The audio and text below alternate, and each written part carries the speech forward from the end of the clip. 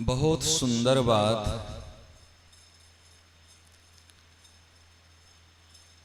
स्पष्ट आवाज में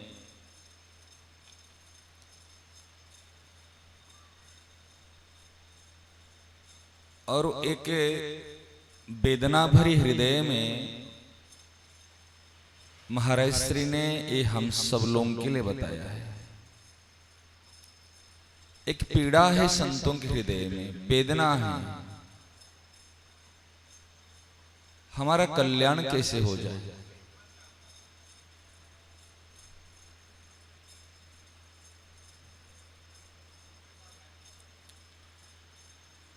नारायण नारायण नारायण नारायण नारायण नारायण नारायण नारायण नारायण नारायण नारायण नारायण नारायण। श्रद्धेय स्वामी जी महाराज के श्री चरणों में सभी साधक साधिकाओं के तरफ से हार्दिक प्रणाम। सभी सत्संग प्रेमी भाई बहनों को सप्रेम हरिस्मरण।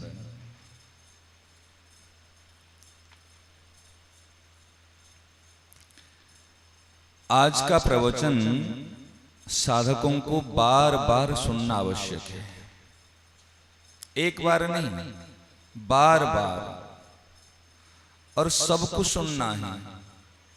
कोई ये नहीं कह दे आवाज तो समझ में नहीं आती थी, परंतु ये जो प्रवचन की आवाज है बिल्कुल स्पष्ट है, बिल्कुल सार गर्भित बात है, स्पष्ट रूप में और वेदना भरी हृदय में महाराज श्री ने स्पष्ट करके बता दिया हम क्यों आए हैं और हमारा प्रधान कर्तव्य क्या है, और जहां आए हैं उस स्थान का भी महत्व क्या है। महाराज ने शुरू किया, अनित्यम असुखम लोकम इमं प्राप्यम भजस्व माम। अनित्य और असुखम, ये जो लोक है, ये संसार है, वो अनित्य है और यहां पर सुख नहीं मिलेगा। यदि हमको कहीं पता चल जाए यहां पर सुख नहीं मिलेगा तो हम सुख के लिए प्रयत्न करेंगे क्या? पता चलेगा ये रहने वाला नहीं है, वहां प्रयास करेंगे क्या? देखो संयोग कैसा है, हम तो है नित्य और संसार है अनित्य, और हम हैं सहज सुख राशि और संसार है असुखम। मेल देखो, समझ मारे। हम है नित्य और संसार है। यदि संसार समझ में नहीं आ रहा है तो शरीर को देख लो। प्रत्यक्ष सबको अनुभव करने के लिए इस शरीर को दर्शन करो, शरीर को देखो, वो अनित्य है, नित्य नहीं है। और असुखम, यहां सुख नहीं है। इसको प्राप्त करके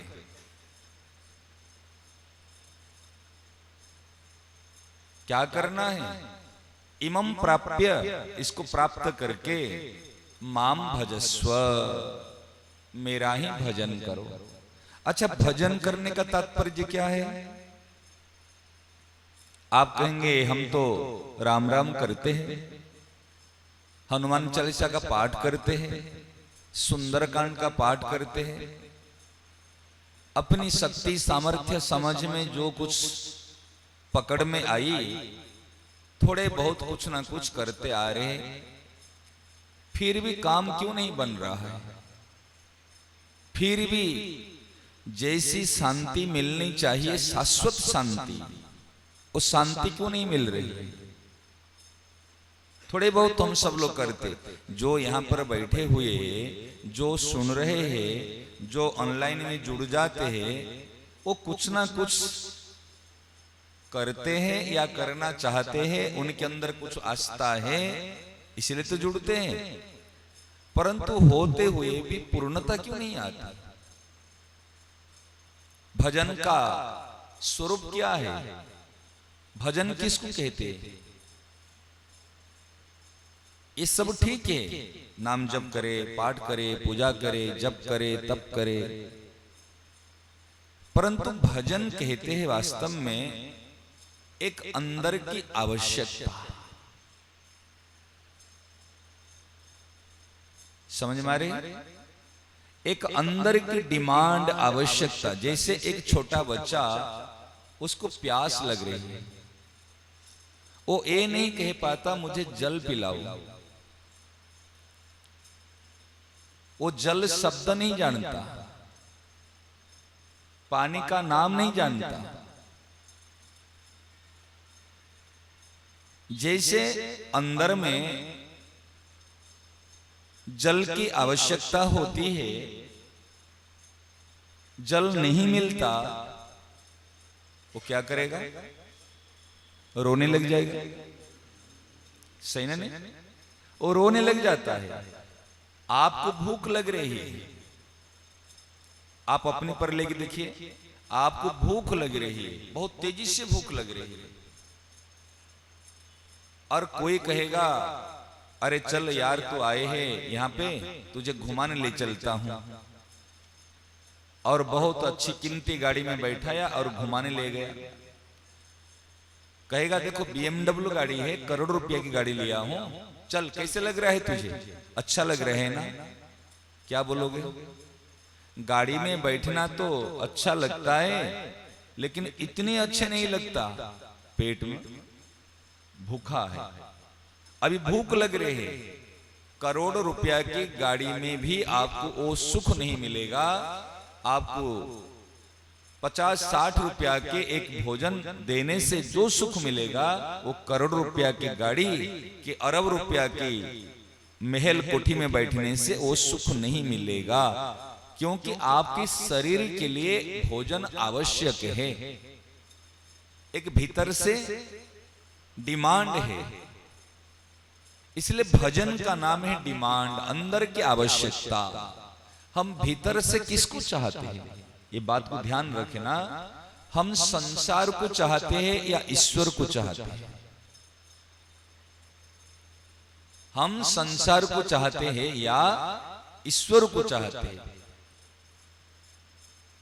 जब हम ईश्वर को चाहेंगे तब होगा भजन। हाँ, इसलिए वो चाहना जब तक वो आवश्यकता पैदा नहीं हुई है, तब तक कहा जाता है राम राम करो, पाठ करो, जप करो, तप करो। कहीं ना कहीं वो चाहना, वो आवश्यकता उत्पन्न हो जाएगी। वो आवश्यकता को उत्पन्न कराने के लिए, डिमांड को उत्पन्न कराने के लिए कहा जाता ये करो, ये करो, ये करो। अगर भूख नहीं लगती तब हम वैद्य के पास जाते हैं, मुझे भूख नहीं लगती। सही नहीं? इस प्रकार यदि वो लगन नहीं लगी है, वो आवश्यकता की अनुभूति नहीं हुई है, वो डिमांड उत्पन्न नहीं हुआ है, तो कम से कम संतोष से तो पूछो ये आवश्यकता की उत्पन्न क्यों नहीं होता है? क्या कारण है? क्योंकि हमने जो नहीं ग्रहण करना चाहिए उस चीज को ग्रहण करके रखा है। अगर इधर उधर की चीज खाते रहेंगे, क्या भूख लगेगी क्या? यदि समय पर हमने भोजन किया तो समय पर भूख लगेगी।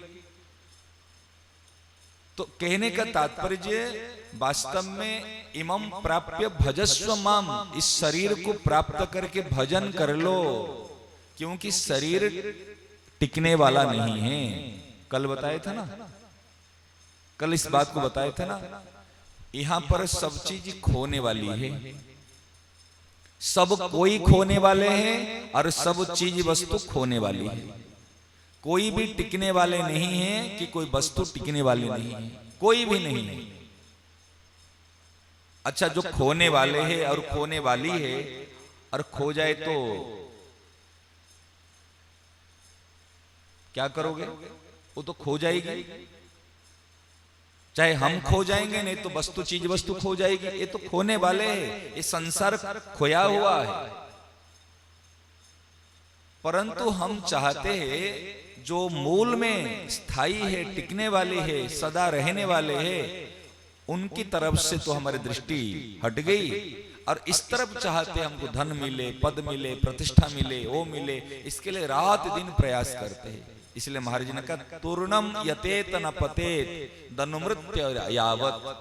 जब तक मृत्यु नहीं आई है, जब तक वृद्धावस्था नहीं आई है, जब तक जरा व्याधि ये नहीं आए है, तब तक तूर्णम यतेत माने जल्दी प्रयास करो, जल्दी जल्दी जल्दी। अगर कुछ करना लायक कार्य है,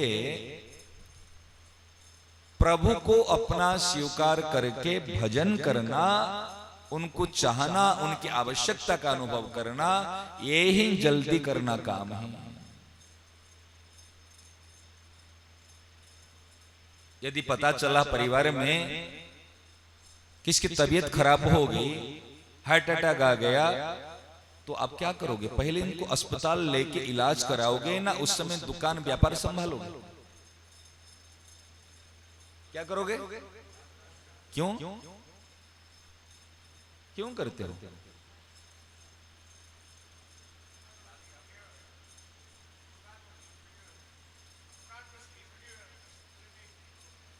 ये है ना, अगर शरीर ठीक नहीं रहेगा तो धन क्या काम आएगा?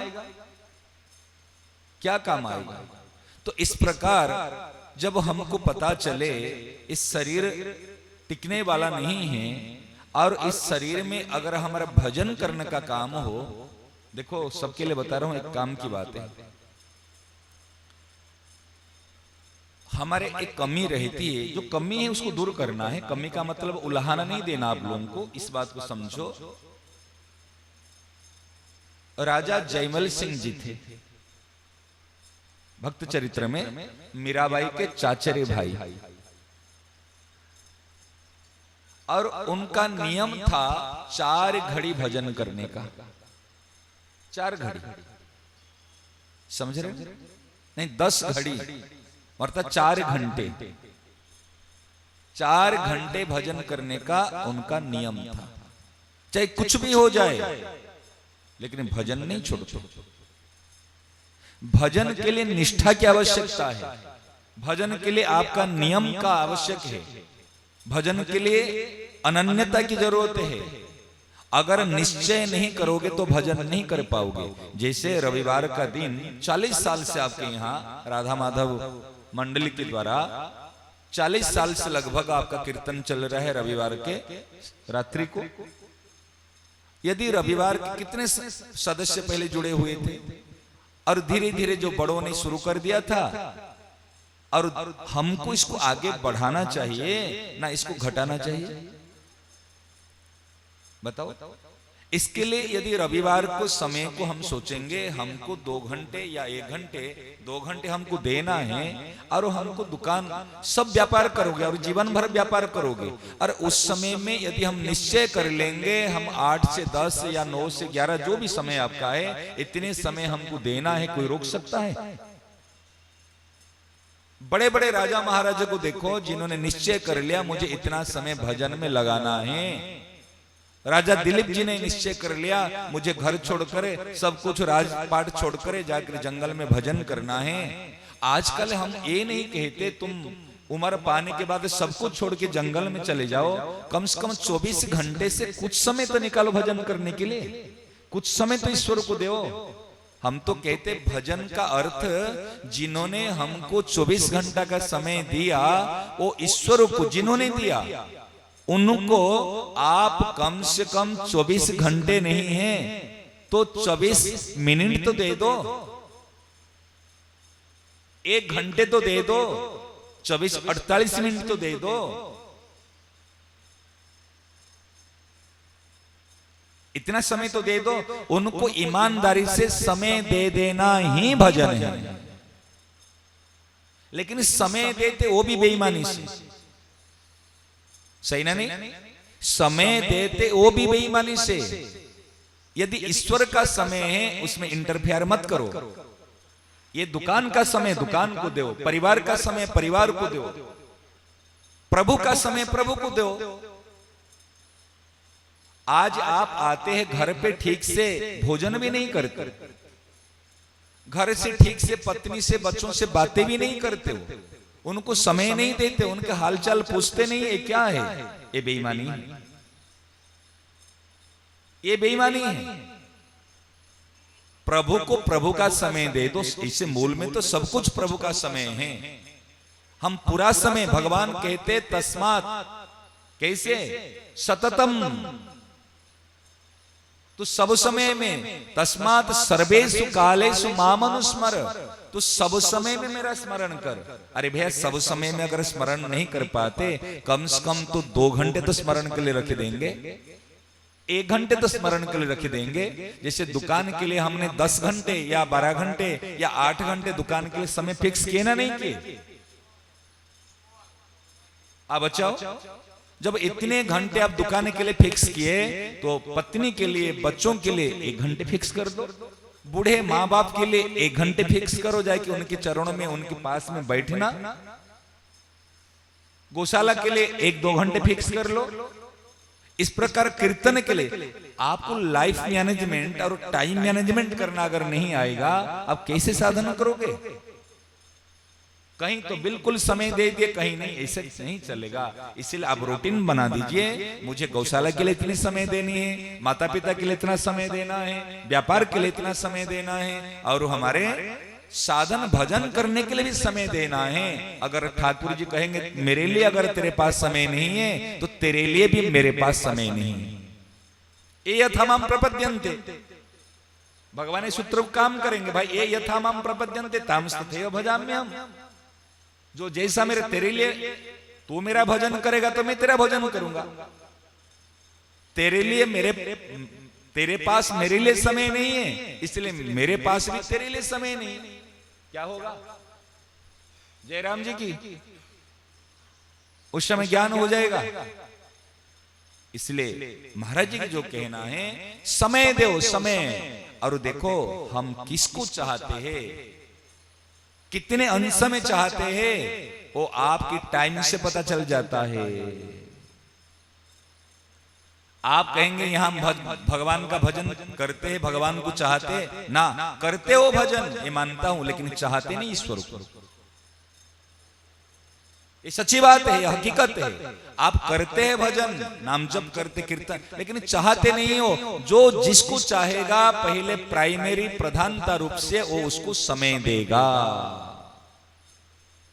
तो हमारा समय कहां जाता है, समय किसको देते हैं, इसको ध्यान रखना। हम तो कहते समय दो, ईमानदारी से समय दो। हम 24 घंटे नहीं कहते, 24 मिनट से शुरू करते। 24 मिनट से अगर आप कीर्तन के लिए आओ, रविवार का दिन घंटा नहीं आ रहा, आप 24 मिनट आ जाओ, ईमानदारी से शुरू करो। 24 मिनट आए, मोबाइल बंद किए और बढ़िया प्रेम से बैठे कर कीर्तन किए। माता पिता के चरणों में 24 मिनट बैठ जाओ, उनकी रोज जाकर पूछो, सेवा करो। भले आपको लात लगा दे, भले आपके साथ व्यवहार खराब करे, कुछ भी करे, लेकिन हमारा काम है उनके पास में जाना, उनकी सेवा करना। बच्चों को, पत्नी को समय दो। आज शिकायत है परिवार में समय नहीं देते।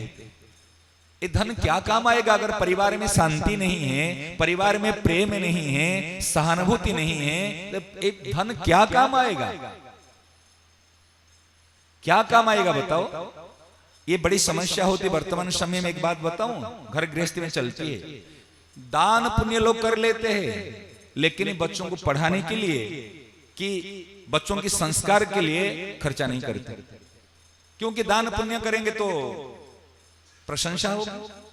अरे बच्चों के लिए लाइफ को देखो, अच्छी ऊंची पढ़ाई कराना है, संस्कार देना है, सत्संग में लाना है, उसके लिए खर्चा के लिए पीछे नहीं हटना। कई चीजें होती है, कई चीज की सुधार करने की हमको जरूरत है।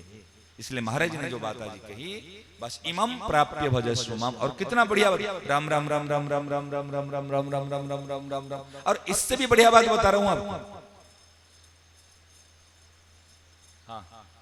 इससे भी बढ़िया बात बता रहा हूं आपको। इससे बढ़िया बात क्या है? सदैव भगवान के संतों के हो के रहो। जो बात चल रही है ना, उनकी गोद में बैठा हुआ हूं, ये अनुभव हो जाए, ये दिखने में आ जाए। भले अभ्यास शब्द नहीं लेता हूं, भले अभ्यास करना तो सुबह देखो मैं अभी महाराज जी की गोद में हूं और भगवान के चरणों में हूं। अगर ऐसा अनुभव होगा, अपने घर में हर समय टिकोगे तो राम राम राम राम होता ही रहेगा, राम राम होता ही रहेगा। अभी हम बाहर भटक रहे हैं और राम राम राम राम, कभी याद आ गई तो राम राम, नहीं तो फिर काम काम काम काम काम। कभी याद आ गए तो थोड़े समूह में राम, नहीं तो काम ही काम दिखता है, दिमाग में काम और शरीर में काम, और सब में हमारा काम ही चलता है, सही ना? नहीं, जब हम ये अनुभव करेंगे भाई मैं उनका हूं, उन्होंने किस काम के लिए भेजा है कि मूल बात, फिर राम राम चलेगा, शांति बनेगी और परिवार बड़े ढंग से होगा, कोई चिंता नहीं होगी। मालिक मत बनना, सेवक बनकर रहना। जब मालिक बन जाए तो कैसे चलेगा, कैसे होगा? अरे जैसे मालिक की आज्ञा है मेरे को ऐसे करना है। अगर दुकान उनकी है, कीर्तन उनका है, अगर दुकान के लिए मैं समय दे रहा हूं, वो कह रहा है रविवार का दिन 2 घंटे मेरे कीर्तन के लिए समय दो, तो काम किसका है? भगवान का है ना। आप एक स्टाफ को, दुकान के स्टाफ को अगर घर भेजोगे, वो कहेगा मैं घर में नहीं जाऊंगा, मैं दुकान का स्टाफ हूं, आप प्रसन्न हो जाओगे? दुकान के स्टाफ को अगर घर भेजोगे, जाए वहां पर 2 घंटे बैठना कोई नहीं है घर पे, तो आप कहेगा, वो कहेगा ना मैं दुकान नहीं जाता, मैं यहाँ के स्टाफ हूं, तो क्या कहोगे? 1-2 बार करेगा तो निकल जाओ, तू तेरा काम देख। जब असुविधा मेरे घर का काम नहीं आएगा तो क्या करेगा? इस प्रकार यदि ठाकुर जी ने कहते रविवार के दिन तुझे 2 घंटा समय देना है, तो मेरा काम है, ये कौन सी बात है भैया? ये काम उनका है तो वो काम उनका है, तो इसलिए विशेष रूप से इसमें समय दो। यही मूल चीज। नारायण नारायण नारायण नारायण नारायण नारायण नारायण नारायण नारायण नारायण नारायण। चलो अभी हाथ जोड़ो, संतों को स्मरण कर लेते हैं और प्रणाम करके प्रभात फेरी में चलेंगे। हे सेठ जी तुभ्यं नमामि, तुभ्यं नमामि मनसा स्मरामि।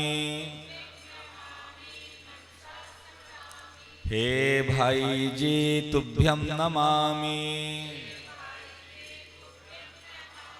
तुभ्यं नमामि मनसा स्मरामि।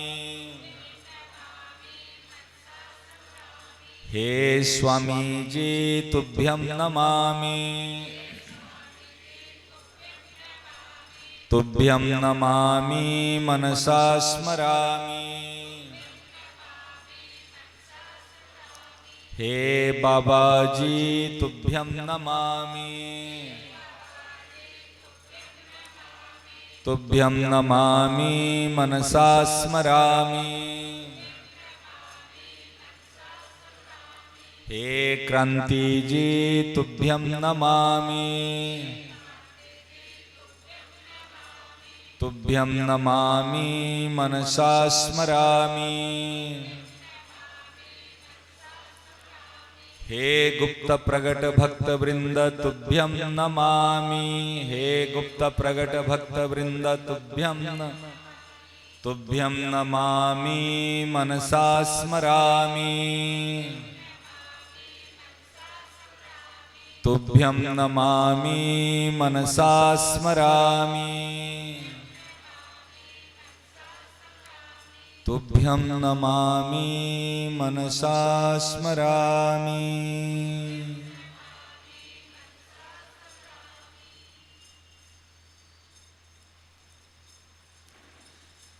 हे नाथ, हे मेरे नाथ, मैं आपको भूलूं नहीं। हे मेरे नाथ, हे मेरे प्राणनाथ, कोई भी आपको भूले नहीं। हे मेरे प्यारे, हे मेरे प्राण प्यारे, मैं अपने आप को भूलूं नहीं। नारायण नारायण नारायण। अभी वहीं जहां खड़े हैं, बैठे वहीं खड़े होके